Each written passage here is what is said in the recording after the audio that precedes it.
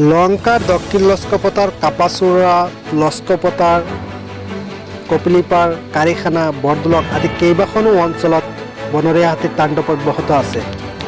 আজি সন্ধিয়া হোৱাৰ পিছৰে পৰা এনেকৈ শ শ বনৰীয়া হাতী ওলাই আহিছে লংকাৰ কেইবাখনো অঞ্চলত।